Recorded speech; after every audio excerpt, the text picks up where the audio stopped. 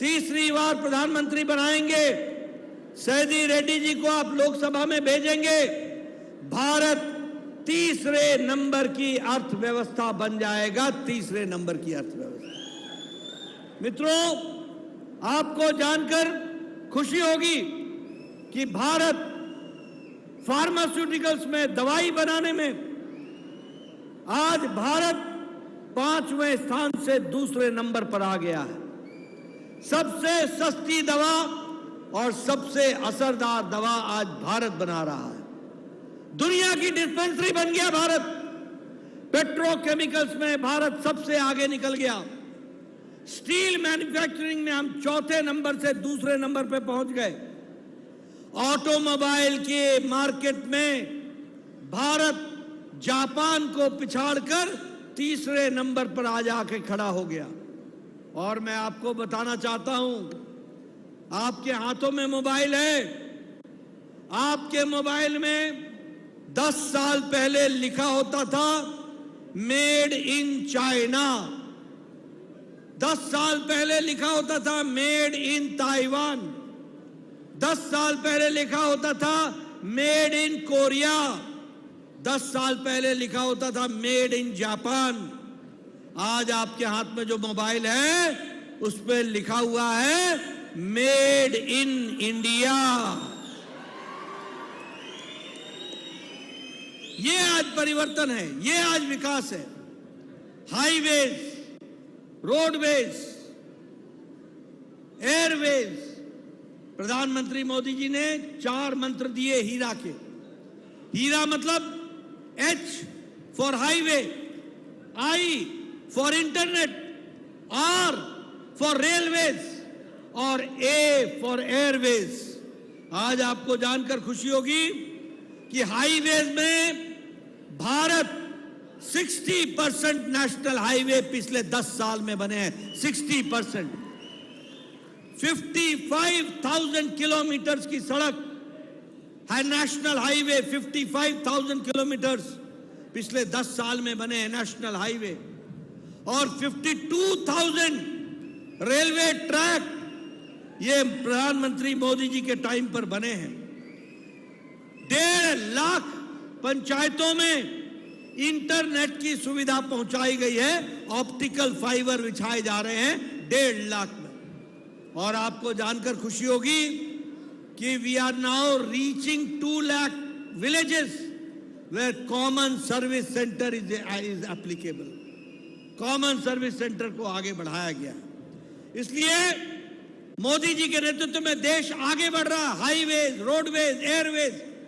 Airways में बताना चाहूंगा, in 2014 there were 74 airports. In 2024 there are 148 airports. Just double, दुगने एयरपोर्ट्स बन गए। और आपको जानकर खुशी होगी कि आज गांव, गरीब, वंचित, पीड़ित, शोषित, दलित, युवा, किसान, हमारा आदिवासी भाई, इनको अगर किसी ने ताकत दी, अगर इनका एम्पावरमेंट हुआ है तो मोदी जी के कारण हुआ है और मोदी जी के नीतियों से हुआ है। मैं आपको बताना चाहूंगा, प्रधानमंत्री गरीब कल्याण अन्न योजना, जब मैं प्रधानमंत्री गरीब कल्याण अन्न योजना की बात करता हूं तो 80 करोड़ और तेलंगाना के 2 करोड़ लोगों को मोदी जी हर महीने 5 किलो गेहूं या 5 किलो चावल और 1 किलो दाल दे रहे हैं।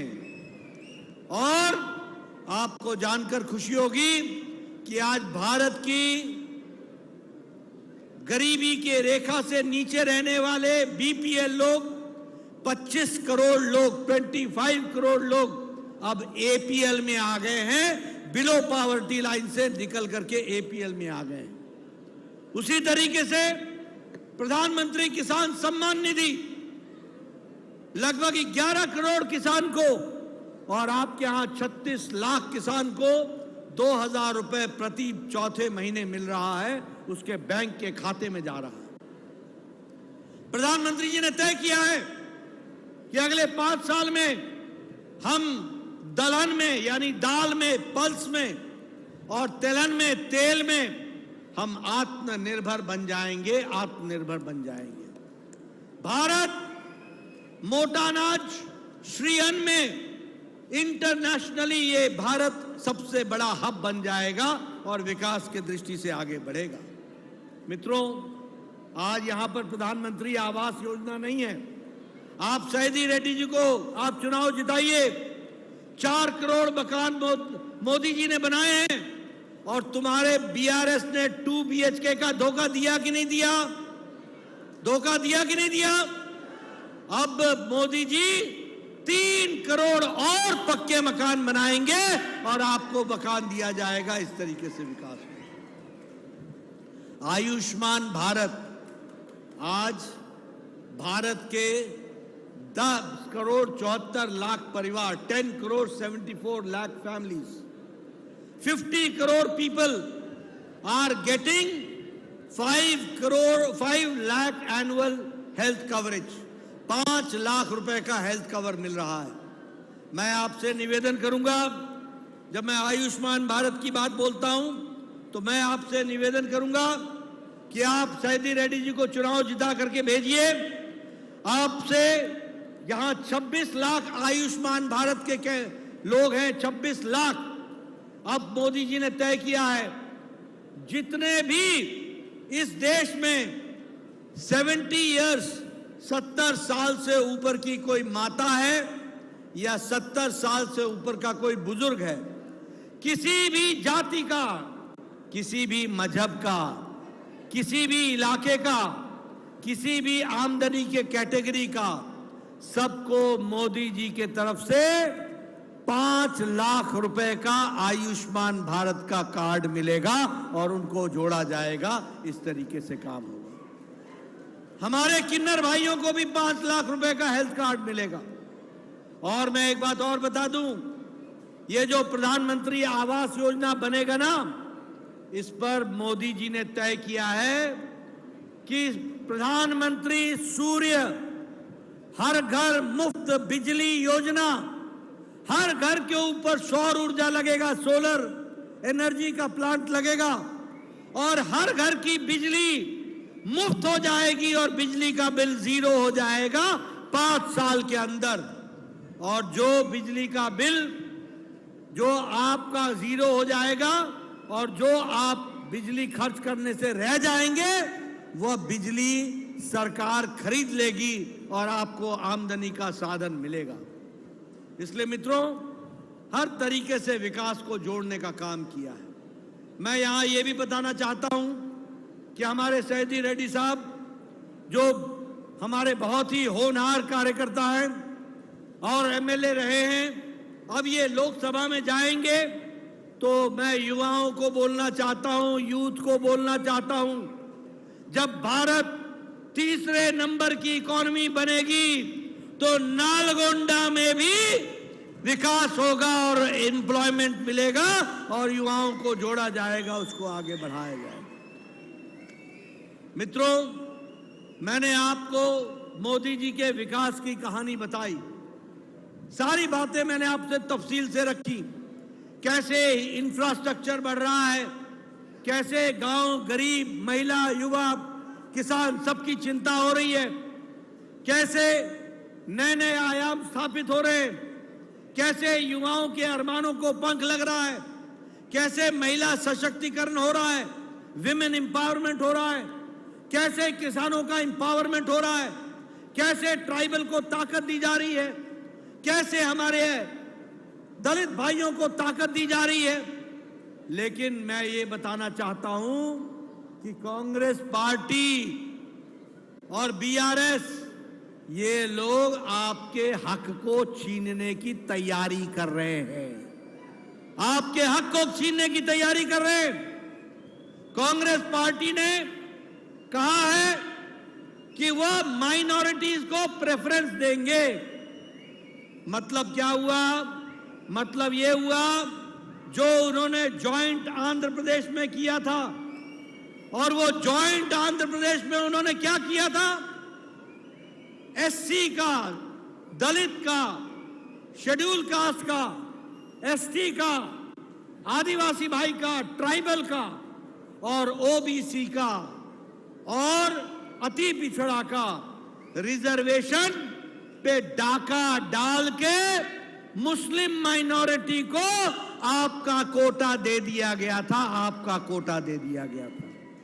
बोलो ऐसी सरकार को लाओगे क्या? जरा जोर से बोलो, ऐसी सरकार को लाओगे क्या जो आपके एससी भाई, एसटी भाई, ओबीसी का रिजर्वेशन का कोटा डाका डाल दे?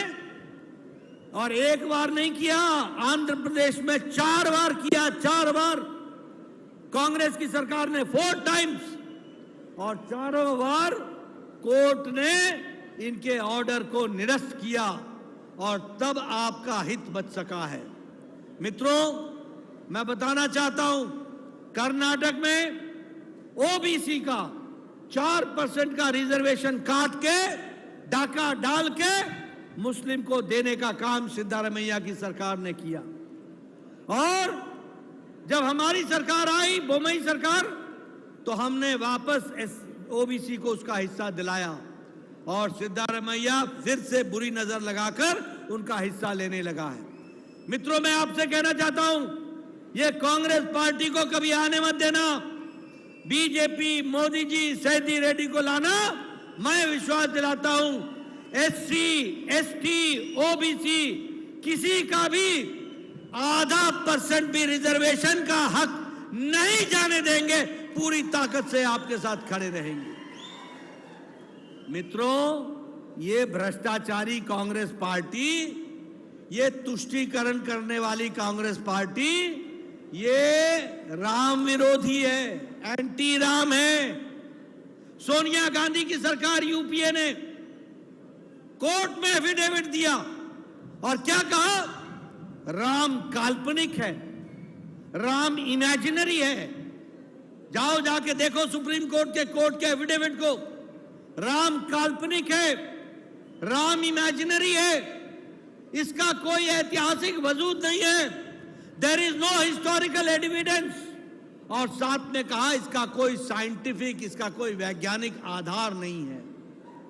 आप बताइए, कपिल सिब्बल ने कोर्ट में कहा था कि नहीं कहा था कि राम जन्मभूमि का केस को लटकाओ, अटकाओ, भटकाओ? कहा था कि नहीं कहा था? रोका था कि नहीं रोका था? आपने मोदी जी को प्रधानमंत्री बनाया, कोर्ट ने राम मंदिर का रास्ता प्रशस्त किया और 22 जनवरी को कठोर अनुष्ठान के बाद भव्य राम मंदिर में मोदी जी ने राम लला का प्राण प्रतिष्ठा किया और राम लला आज विराजमान है। बोलिए, ऐसे राम विरोधियों को आगे आने दोगे क्या? बोलो, ऐसे राम विरोधियों को आगे आने दोगे? मित्रों, मैं आपको एक बात और बताना चाहता हूं, ये सनातन विरोधी भी हैं, ये सनातन विरोधी भी हैं। ये उदयनिधि स्टालिन बोलता है Sanatan is like dengue, Sanatan is like malaria, और ए राजा बोलता है सनातन इज लाइक HIV। और राहुल गांधी का मुंह चुप है, सोनिया गांधी को दिखता नहीं है, राहुल गांधी बोलते नहीं है, प्रियंका गांधी को सुनता नहीं है। बोलो, ऐसे सनातन विरोधियों को आने दोगे क्या? बोलो, आने दोगे क्या? जो एक शब्द नहीं बोलते सनातन के पक्ष में। ऐसे सनातन विरोधी, ये राष्ट्र विरोधी भी हैं, ये राष्ट्र विरोधी भी है। मैं पूरी जिम्मेवारी से बोल रहा हूं। JNU में, जवाहरलाल नेहरू यूनिवर्सिटी में नारे लगे, भारत होंगे तेरे टुकड़े टुकड़े इंशाअल्लाह इंशाअल्लाह। वहां नारे लगे, अफजल हम शर्मिंदा हैं, तेरे कातिल जिंदा हैं। अफजल कौन था? अफजल वो था जो पार्लियामेंट अटैक का मास्टरमाइंड था। और कातिल कौन हो गए? जिन्होंने अफजल को सजा दी, सुप्रीम कोर्ट का जज, उस समय के राष्ट्रपति प्रणब मुखर्जी जी, जिन्होंने माफी नहीं दी। और सबसे दुख की बात है कि ऐसी JNU में इनकी हौसला अफजाई करने के लिए दूसरे दिन और कोई नहीं, राहुल गांधी जेएनयू में पहुंचा और उसने इन लोगों की हौसला अफजाई की। बोलो ये राष्ट्र विरोधी काम है कि नहीं है? बोलो राष्ट्र विरोधी काम है कि नहीं है? और आज एक उनके कांग्रेस के टिकट पर एक कैंडिडेट इलेक्शन लड़ रहा है। ऐसे राष्ट्र विरोधी है, ये देश के बारे में क्या सोचते हैं, ये आपके ध्यान में है। इसलिए मित्रों, विकास के लिए, नालगोंडा के विकास के लिए, तेलंगाना के विकास के लिए, देश को आगे ले जाने के लिए मोदी जी को आगे लाना है, तीसरी बार प्रधानमंत्री बनाना है और सायदी रेड्डी को लोकसभा में नालगोंडा में भेजना है, इसके लिए काम करना है। बोलिए करेंगे ना? करेंगे ना? सायदी रेड्डी को चुनाव जिताएंगे ना? 13